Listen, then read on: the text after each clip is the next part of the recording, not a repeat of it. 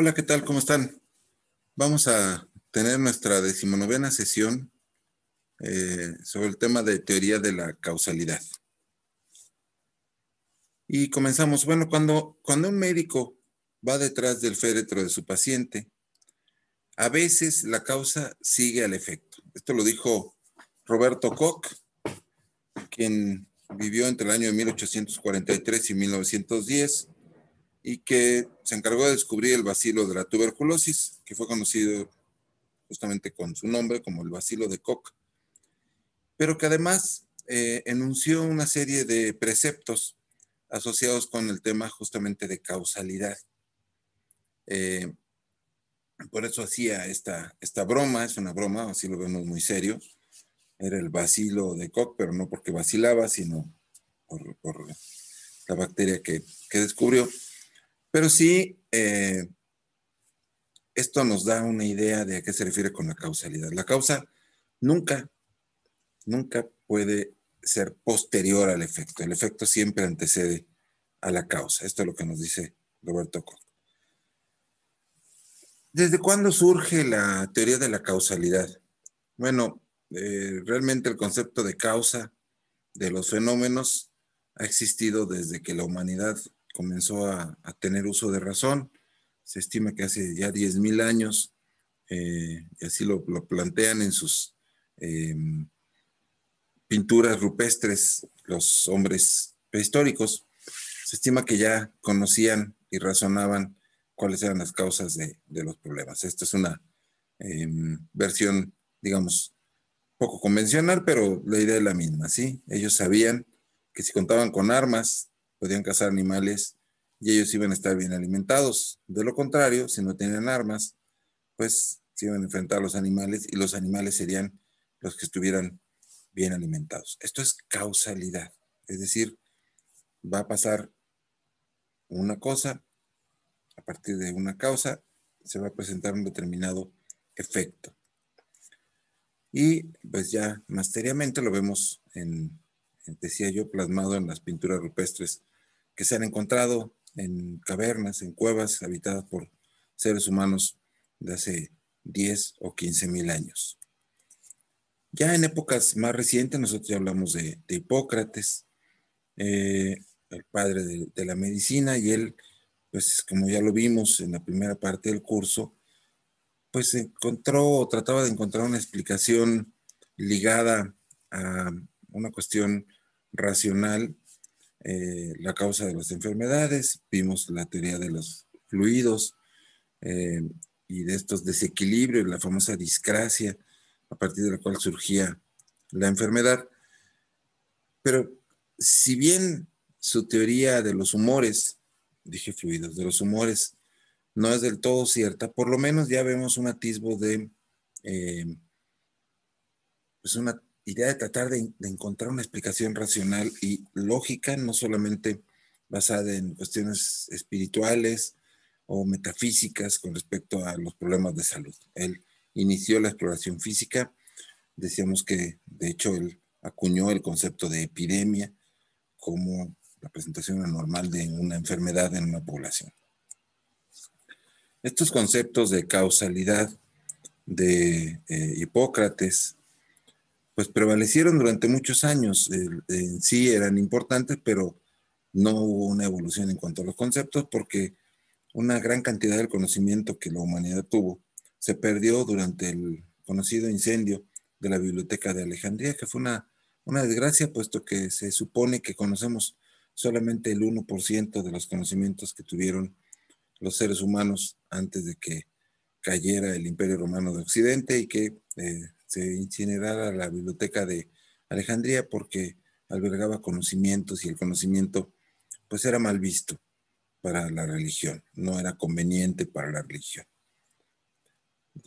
Vino una época de oscurantismo, una época de un pseudo conocimiento donde proliferó la astrología y algunas otras supersticiones sin fundamento científico que pues mantuvieron a la humanidad en 7 u 8 siglos de poco o nulo desarrollo de conocimientos. Fue hasta la época del Renacimiento y después la Revolución Industrial cuando empezamos a ver avances en los descubrimientos y en los conocimientos. Ya hablamos de John Snow y sus teorías relacionadas con la causa de las enfermedades, que echó aparte abajo la teoría de los miasmas, que prevalecía hasta mediados del siglo XIX en Londres, en el Reino Unido y en prácticamente todo el mundo. Es decir, que a partir de las emanaciones que se generaban de los cuerpos putrefactos o enfermos, pues otras personas podían enfermar. ¿Sí? Él demostró que esto no era cierto, ya lo vimos al principio, demostró mediante el uso de elementos cartográficos, geografía y estadística, que los problemas de salud, que se podía hacer una identificación de los problemas de salud con observación y que se podían proponer medidas, las cuales podían ser evaluadas y de esta forma demostrar que esta era la causa. El agua que estaba contaminada, encontró John Snow de una determinada fuente en Broad Street, era la causa del brote de cólera que enfrentaban en aquella época en el Reino Unido. Aquí lo vemos en una imagen muy heroica, dramatizada, en el momento en que rompe la manija de la bomba de Broad Street y corta de tajo el brote que estaba ocurriendo de cólera en ese momento. ¿Sí? Tiempo después, Roberto Koch, del que ya mencionamos, que vivió pocos años después que John Snow y que vivió en la época en la que proliferaba la teoría del microbismo, una teoría unicausal que decía que la causa de la enfermedad era la presencia de un agente causal. Esto dio pie a los enunciados que mencionábamos que dijo Roberto Koch, que son conocidos como los postulados de Koch y que fueron después modificados y ajustados, actualizados por Henle, a quien vemos aquí en esta fotografía del lado derecho. Los postulados entonces se conocen con el nombre de ambos como los postulados de Koch-Henle, y estos en resumen dicen que un agente patógeno debe estar presente en cada caso de la enfermedad en las condiciones apropiadas y ausente en los individuos sanos. No debe de aparecer de otra forma, en otra enfermedad de manera fortuita o saprófita. Se debe de aislar del cuerpo en un cultivo puro a partir de las lesiones de la enfermedad. Debe provocar la enfermedad en un animal susceptible al ser inoculado y debe ser aislado de nuevo de las lesiones producidas en los animales de experimentación. Teorías muy interesantes y que prevalecieron durante prácticamente un siglo completo, estos postulados para demostrar la causalidad, ¿sí? ¿Cuál es la única objeción que tienen estos postulados? Bueno, son muy rígidos, ¿sí? Debe estar presente, no debe, debe ser aislado, debe provocar, debe, todo es debe de. Es decir, con una falla, los postulados se vienen abajo. Si aparece en otra enfermedad, no es el agente. Si se aísla, si no se puede aislar del cuerpo en un cultivo puro, no es el agente. Si no se puede provocar la enfermedad en un animal susceptible al ser inoculado, no es el agente. Y la verdad es que hemos descubierto con el paso del tiempo que desde el punto de vista epidemiológico, esto no siempre es cierto, ¿sí? Lo vemos actualmente, estamos conscientes de que existen individuos expuestos al virus SARS-CoV-2 que están probablemente infectados, pero que no se enferman. ¿Por qué? Por diferentes factores, ¿sí? 80% de los individuos infectados no se enferman, son portadores asintomáticos. Y entonces esto echaría por tierra los postulados de Koch, ¿sí? Entonces los postulados de Koch funcionaron un tiempo, pero hemos visto ahora que las enfermedades no son tan cuadradas como era la mentalidad de Roberto Koch, que fue genial en su momento, pero que tuvo que ser sustituido estos postulados por otros un poco más flexibles desde el punto de vista epidemiológico. ¿Sí? Los postulados de Koch estaban en medio de una época en la que Se pensó que encontrar los agentes causales de enfermedad era la clave para combatirlos y terminar con las enfermedades. Siendo que John Snow había demostrado que podías combatir una enfermedad y controlarla aún sin saber específicamente cuál era el agente causal, como el caso del cólera. Él no supo que el cólera era causado por una bacteria, mucho menos que era un vibrio, porque él no contaba con los recursos para hacer observaciones microscópicas, y lo demostró únicamente con la estadística y la geografía, como ya lo vimos. En el año 1976 surgen los postulados de Evans, él es Evans, y los postulados de Evans difieren de los postulados de Koch en que son, insisto, mucho más flexibles desde el punto de vista epidemiológico, es decir, permiten cuestiones que pudieran parecer contradictorias bajo la óptica de los postulados de Koch. Y dice, el primero de los postulados, la proporción de individuos enfermos debiera ser o debería ser significativamente mayor en los expuestos a la supuesta causa en comparación con los que no lo están. Entonces, dividimos a los individuos entre expuestos y no expuestos a la posible causa y encontramos que puede haber más, o que en teoría debe haber más, una proporción más alta de enfermos entre los expuestos que la proporción de enfermos entre los no expuestos. Es una diferencia significativa, ¿sí? Pero esto implica que algunos no expuestos también se enferman, que esto es inaceptable desde el punto de vista de los postulados de Koch. Y algunos expuestos no se enferman, ¿ok? Este es uno de los puntos clave de la diferencia de estos postulados con los de Koch-Henle. Bueno, este concepto de la proporción lo podemos sustituir por la palabra prevalencia. Entonces diríamos que la prevalencia de la enfermedad en los expuestos es más alta que la prevalencia de la enfermedad en los no expuestos. Pero en ambos hay prevalencia, en ambos está presente la enfermedad. El segundo postulado, perdón si doy un trago de café, tengo muy seca la garganta.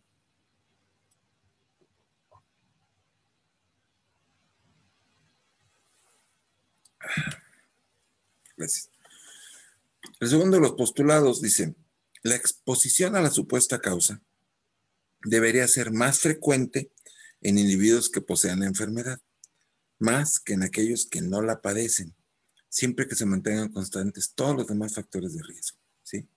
Es decir, hace rato estábamos viendo exposición y no exposición y comparábamos los porcentajes de enfermedad. Aquí partimos al revés, es decir, comparamos enfermos y no enfermos, y si lo anterior ocurre, esto también debe de ocurrir. ¿Qué? Pues que los enfermos tengan una proporción más alta de expuestos comparado con los enfermos no expuestos. Esto lo vamos a ver más adelante, que es el fundamento para los estudios retrospectivos, estudios llamados de casos y controles. Los enfermos serían los casos y los no enfermos serían los controles. Otro postulado de Evans, muy parecido al primero, que este es el tercero, dice, el número de casos nuevos de la enfermedad, casos nuevos, ¿se acuerdan del término? Casos nuevos, aquí está. Debería ser significativamente mayor en individuos expuestos a la supuesta causa en comparación con los no expuestos. Es muy parecido al primero, pero ahora no hablan de enfermos y no enfermos, sino de casos nuevos. A esto le llamamos incidencia. O sea, la incidencia debería ser más alta entre los expuestos que entre los no expuestos, ¿sí? Pero sigue permitiendo que no haya, que haya individuos que no se enferman habiendo estado expuestos y que haya individuos que no están expuestos y de todas maneras se enferman. ¿Sí? El cuarto postulado de Evans dice, de forma transitoria, la enfermedad debería mostrar, tras la exposición a la supuesta causa, una distribución en los periodos de incubación representada por una curva en forma de campana. ¿Sí? No una campana de Gauss, sino simplemente una campana. Y yo añadiría, esta curva no necesariamente se forma en un tiempo similar en todas las enfermedades. Esta curva va a ser más larga en duración o más corta, dependiendo fundamentalmente del periodo de incubación, es decir, de cuánto tiempo tarda un individuo al exponerse en manifestar los signos o síntomas de la enfermedad. Esta enfermedad que estamos viendo, esta curva que estamos viendo, es de casos de encefalopatía espongiforme bovina. Y vemos que el periodo de incubación es de años, ¿sí? Tenemos individuos que van subiendo, subiendo. ¿Por qué dejó de haber casos en estas alturas? Porque desde más o menos por aquí empezaron a aplicarse medidas como dejar de dar de comer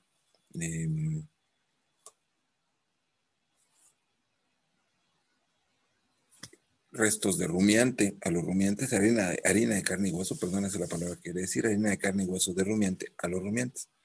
Y al tomar esas medidas, control de movilización, identificación del ganado con aretes, en fin, toda una serie de medidas de las que hablaremos más adelante, esta enfermedad pudo venir abajo, ¿sí?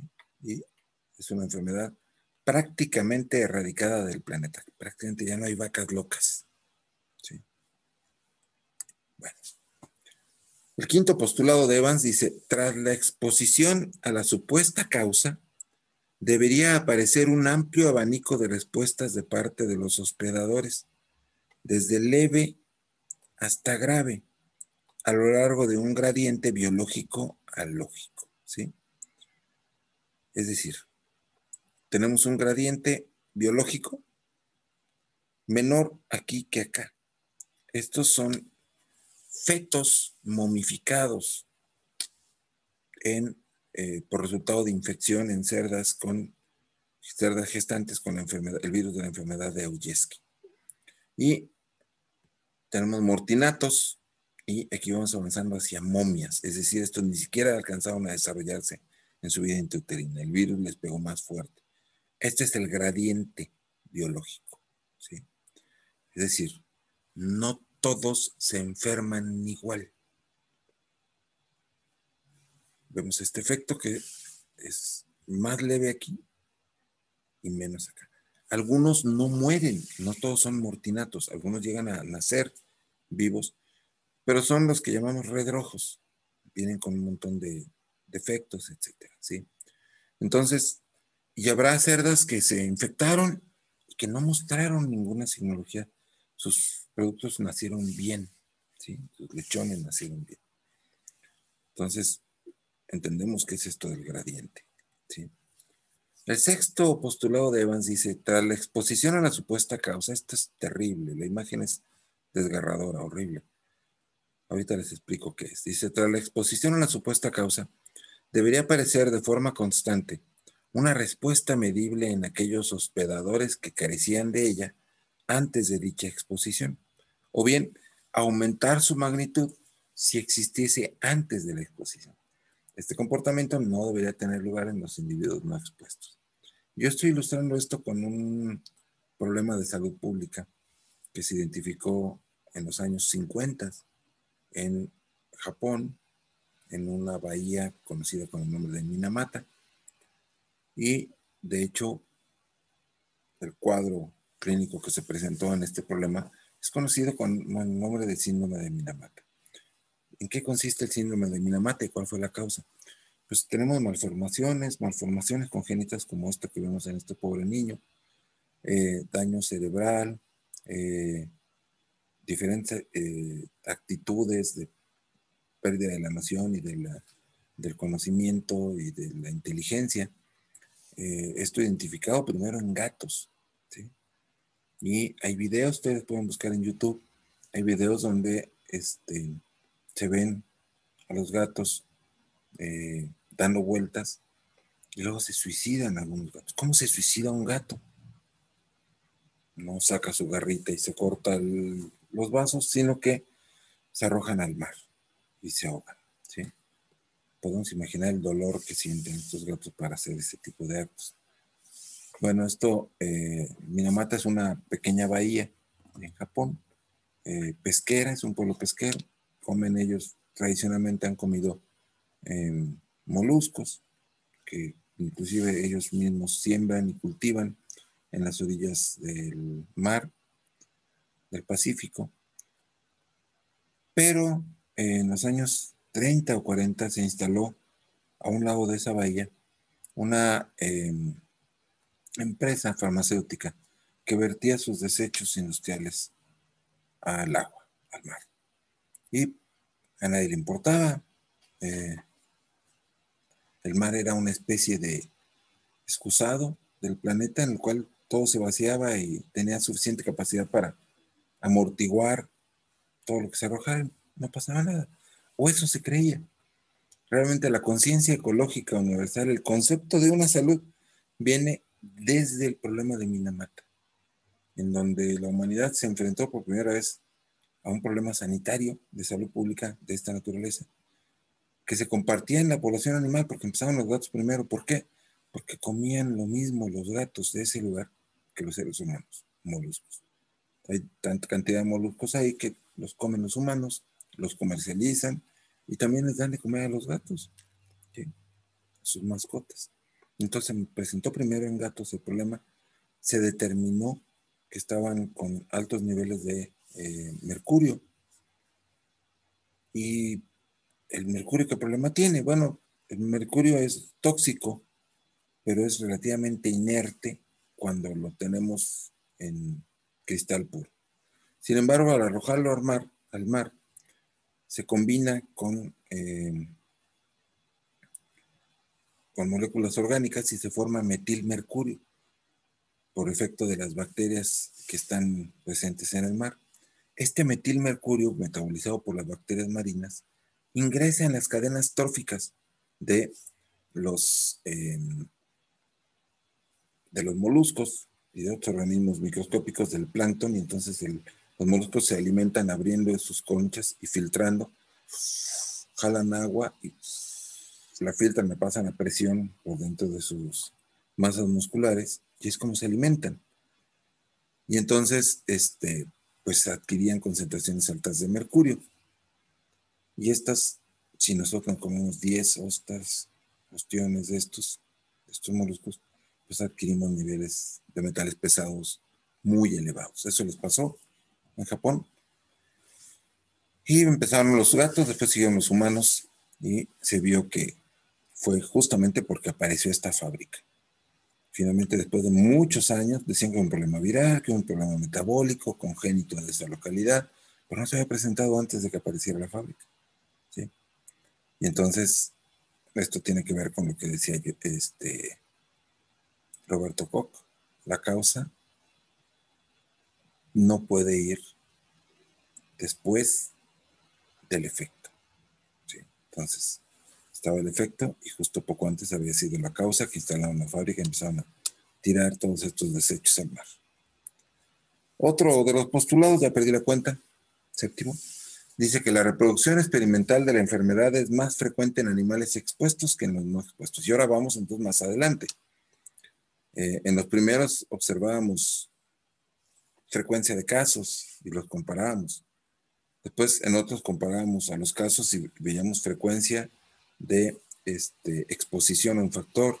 Después evaluábamos la incidencia. Después hablamos del gradiente biológico. Después hablamos de la temporalidad. Bueno, aquí ya estamos hablando de experimentación. Nosotros podemos experimentar, hacer experimentos de desafío. Y entonces, si sospechamos de una posible causa, pues sometemos a un grupo a esa posible causa y esperamos que se presente el efecto. Esto también, insisto, a la base de otro tipo de estudios que ya veremos, estudios epidemiológicos, ya los platicaremos, prospectivos en este caso, ¿no? Esta exposición puede ser inducida de forma experimental o demostrada mediante la modificación controlada de la exposición natural. Experimentos, ¿sí? Entonces aquí vemos un ejemplo de rabia experimental. Otro postulado, la eliminación de un agente específico o la modificación de la supuesta causa reducirá la frecuencia de la enfermedad. Lo demostró John Snow.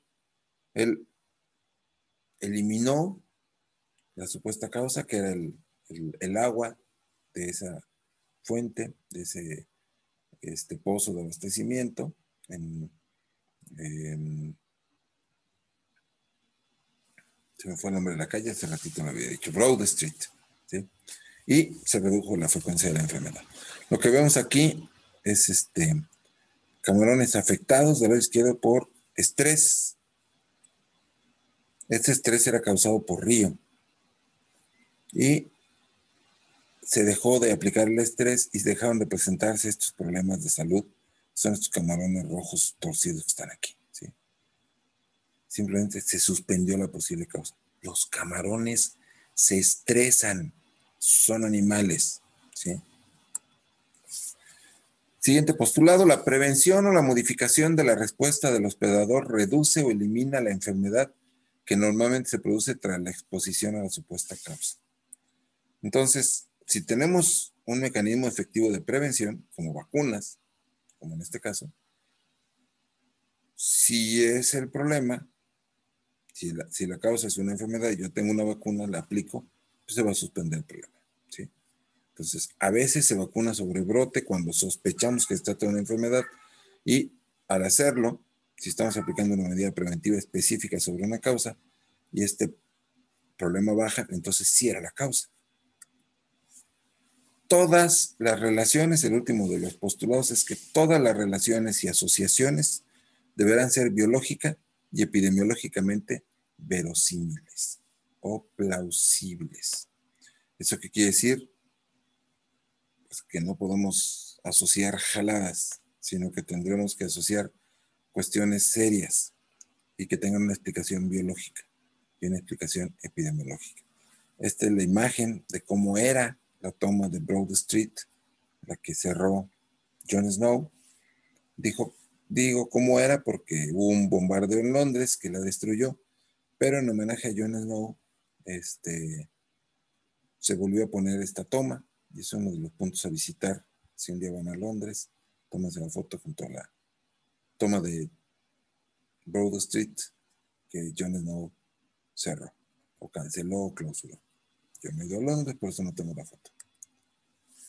Bueno, aquí en el concepto de causa, pues como vimos, realmente tenemos que pensar en una salud, porque las causas de los problemas de salud no son aislados, no les dan a los animales y otros problemas a los humanos y otros problemas al ambiente, sino que todo está interrelacionado. Así como arrojamos mercurio al ambiente y nos regresa en forma de almeja contaminada, o de delfines o atunes contaminados, pues así todo lo que nosotros hacemos hacia la naturaleza, tarde o temprano vuelve a nosotros. Y lo estamos viviendo con esta pandemia, ¿sí?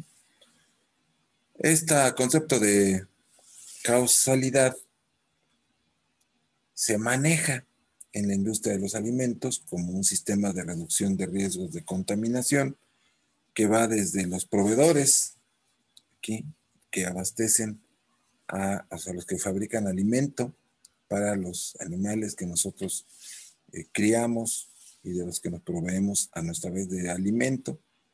Se deben de cuidar el transporte, la industria, el detalle de la venta en el supermercado y también el consumidor a través de diversas estrategias que ustedes van a aprender cuando lleven inocuidad y calidad de los alimentos de origen animal, que tienen que ver con la calidad del etiquetado, las buenas prácticas agrícolas, la sanidad de las aguas, el análisis de peligros y control de puntos críticos, los procedimientos operativos estandarizados de saneamiento, las buenas prácticas de higiene, las buenas prácticas de manufactura, el HACCP, el etiquetado, el empaque. Todo esto en cada uno de los niveles se aplica y todavía en casa las buenas prácticas higiénicas, ¿sí? El no, bueno, el evitar la contaminación cruzada, o sea, usar la misma tabla para preparar la carne cruda y luego sobre ella picar un producto que ya no se va a someter a cocción, como puede ser las verduras o el queso. Pues estos son buenas prácticas higiénicas en casa. Lavar las manos antes de preparar los alimentos, limpiar las superficies entre el uso de productos crudos y otros que ya no se van a someter a ningún tipo de tratamiento o proceso. La higiene del agua con la que vamos a preparar nuestros alimentos, lavar los trastes para que no haya contaminación cruzada tampoco en los trastes o en la tabla de picar o en otras superficies inertes en las que podamos exponer nuestros alimentos. Entonces, todo esto es parte de lo que estamos hablando, ¿no? De la causalidad. Puede haber tipos de asociación causal, una que son asociación causal directa, cuando estamos hablando del agente causal o algo que directamente ocasiona el problema, o la indirecta, que puede ser a través de fomites, a través de la contaminación de los espacios, de las manos, de las botas, etcétera. Si no necesitamos estar en contacto directo para exponernos a un agente. Muchos de esta gente nos llegan por contacto indirecto. A veces tenemos asociaciones que no son causales, en donde podemos encontrar una fuerte asociación estadística y demostrarla, pero no necesariamente esto es una asociación causal. Puede ser una asociación casual. Si el fenómeno repetidamente ocurre, probablemente haya un factor, un tercer factor que sea el que está ocasionando esto, ¿sí? Por ejemplo, se dice que las mujeres tienen un riesgo más alto de enfermar de brucelosis comparados con los hombres. Y uno dice, bueno, ¿cuál es el fundamento anatómico o fisiológico para esta afirmación que es real y que la encontramos desde el punto de vista estadístico? Bueno, no tiene que ver con la fisiología, no tiene que ver con la anatomía. Tiene que ver con la actividad que las mujeres realizan. En proporción, más mujeres se hacen cargo de los animales que los hombres. Y más mujeres se hacen cargo de los alimentos que los hombres.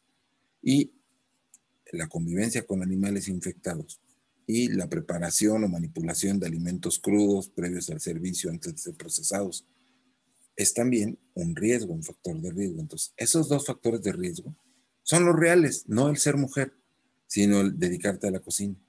No es de que, pues yo soy hombre y no me va a dar brucelosis y manipulo los alimentos. No. Todas las personas que manipulen alimentos o que estén en contacto con animales en zonas endémicas tienen riesgo de enfermar. Entonces, el factor, la asociación entre mujeres y presencia de brucelosis es real, pero no es, el ser mujer no es la causa, sino las actividades de las mujeres. Si cualquier otra persona que no sea mujer lleva a cabo la misma actividad, va a tener el mismo riesgo. Entonces, aquí lo importante es no sesgarnos en términos de que, pues yo no soy mujer, a mí no me va a dar. ¿Estamos? Bueno, este es el final. El cuestionario es breve, dice, menciona en qué consisten los postulados de Koch, explica en qué consisten los postulados de Evans y pregunta concreta, ¿qué es la asociación causal? Está sencillito, ustedes lo pueden encontrar en varias partes, fundamentenlo, contéstenlo y mándenlo a tiempo para que su tarea cuente sin problemas. Si no lo mandan a tiempo, de todas maneras su tarea cuenta, pero traten de mandarlo a tiempo, sería mejor para todos. Muchas gracias por su atención, aquí terminamos, y nos vemos el próximo lunes. En el último video dije que nos veíamos el viernes, pero es porque era un video grabado con anterioridad. Este video sí está siendo grabado en la semana que corresponde. Hoy es el primer día de diciembre. Ustedes lo van a ver el 3 de diciembre, ¿sí? Pero ya estoy emparejándome y ya casi se nos ve el año. Vamos a tener 3 clases todavía. Esta y... No, sí, la semana que entra terminamos. Es el año. Todavía regresamos en enero con la última parte del semestre, ¿va? Un abrazo, muchas gracias, cuídense y nos vemos el próximo, esto lo están viendo el jueves, nos vemos el próximo lunes. Chao.